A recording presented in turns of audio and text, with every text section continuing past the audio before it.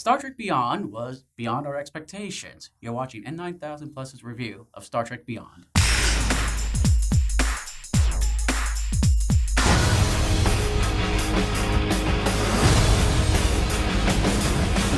I only just saw, they saw it before me. I wasn't able to go. I was in Scotland, but I saw it last night. And I mean, like, we'll get into this a little bit, but there are things I didn't like, things I thought they could have done a lot better. But by and large, I thought it was a tremendously acceptable film.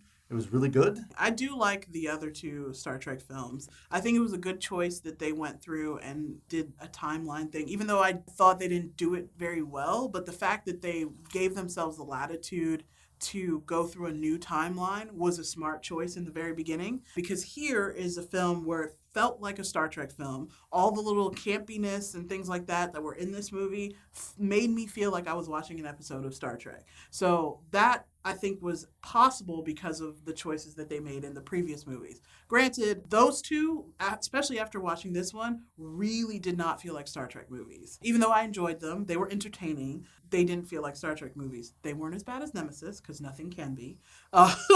But this one I thought was great. I felt like they were really into their characters at this point. I agree. They all felt like these characters that we've known and we've seen before. And even with a little bit of new nuances, but even with a little bit of their own selves into it, they still felt like all the characters that we knew. So that really made me happy in this last movie. If we could only say one thing for this review, and it was like one statement, I would say Simon Pegg needs to continue writing Star Trek. Yes! Obviously he didn't do it High alone. five to you. Doug something? No, it was, I forgot what his name. Doug Yoon. Doug Yoon was That's the right. co-writer. They wrote it together, but Simon Pegg historically has been doing really great stuff writing. Oh yeah, he's a good writer. So for sure. That was a good call. And I agree with your point, like the idea behind this newer franchise, changing the timeline, I thought was smart. Yeah. Because otherwise you just can't try to redo it. No, or not like really. extend it. It just wouldn't make sense. So I thought that was smart. I thought the first movie was a really fun action movie with a lot of plot holes, but it didn't feel like Star Trek at all. No, it didn't. And then I thought the second one was a complete aberration.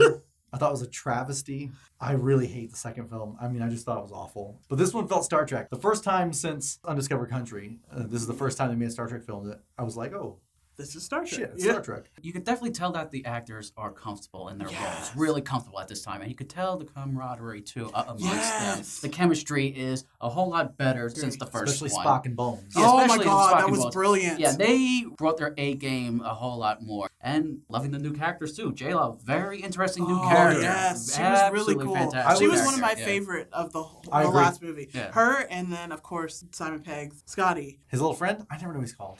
Oh, yes. He calls him Wee Man all the time. Yeah, but I don't know what he's his real called. name is. Yeah, But they that's can say his another real name. He good was sneezing camaraderie. like acid. Their camaraderie is really their awesome, relationship. too. But they've been building that since the first movies. But they did in really this well with one, that. I really liked how, I missed you. And they're like, oh. So I was actually telling Ken before you showed up today that J-Lo to me is a bit like Rey. Yeah, a little she's bit. stranded on a planet. In her case, all of her people are dead. But like Rey's doesn't really know where her people are. She's got a big stick. She's a badass. So she kind of felt a bit like Rey she did from a little bit. Force And I didn't even Awakens, really think about it until which you is just always said kind that. of fun. I love the makeup job on her. I think it's brilliant. stunning.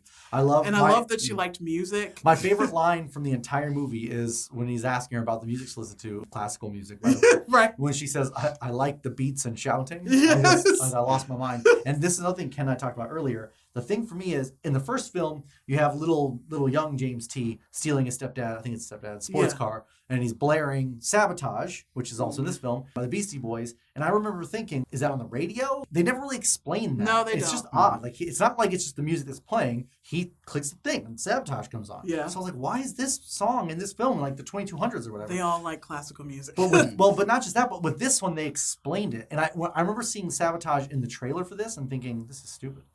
But then it totally made sense. Okay, so we should just say we're going to do spoilers. We're doing They spoilers. beat the bad guy with the Beastie Boys. Yeah. Like, they beat the baddies with the Beastie Boys. Oh, that's alliteration. But I like it. I just thought it was awesome. It was so much fun, and the whole music thing worked. The whole like UHF thing, and that was a little stretching, but it worked for the campiness because of all the other camp that was in there. And it worked for the story. It was just a little odd, definitely a little peculiar. Yeah. I will totally agree with that. I have really only two major complaints. One, the opening action scene, which was amazing, by the way. Oh, yeah, it was good. The swarm attack, brilliant. Yeah, that was really cool. That it was all this well, Justin Lin, Fast and Furious, shaky cam, tight, close quarters, and it made me nauseous. Yeah. And I had trouble kind of following some of that action. Yeah, It was a little, just that intro scene. The rest of it was fine. Some of it was intentionally distracting, like the motorcycle scene with the multiple Kirks. Yeah. But this one wasn't supposed to be that, and I really struggled to keep up with it. And that doesn't normally happen to me. And the other biggest problem I had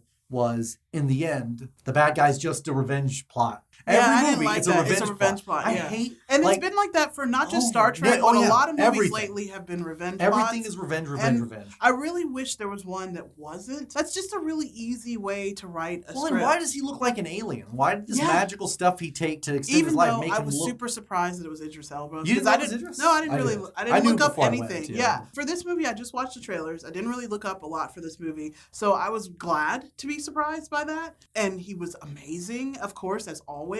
But come on, a revenge plot. Well, because he's just this alien who's like, knows who Kirk is, but then he's got the computer database, and you're like, okay, that's why he knows things. He's been tracking this guy. He's trying to defeat the Federation. Oh, wait, he was in the Federation? That was his ship? And this is a movie I can see myself watching again because there's a lot of stuff that I probably missed from the first watching, but I loved it. I thought it was really great. Absolutely loved the film. I would definitely watch it again. And I love how it paid more homage to the original Star Trek. It's not a perfect film, but it's a very good film. And my brother and I are both Star Trek fans, and he told me on the phone yesterday that a friend of his said, "That movie's terrible. Don't waste your time."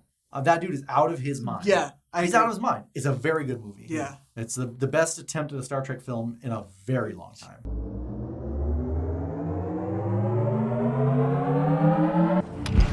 Come now, Montgomery Scotty.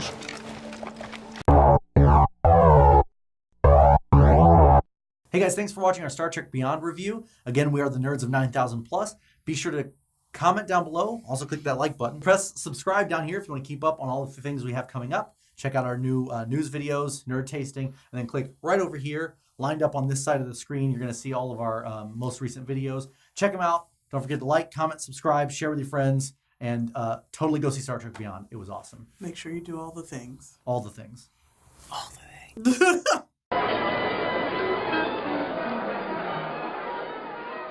Whispered repetition. Catchphrase.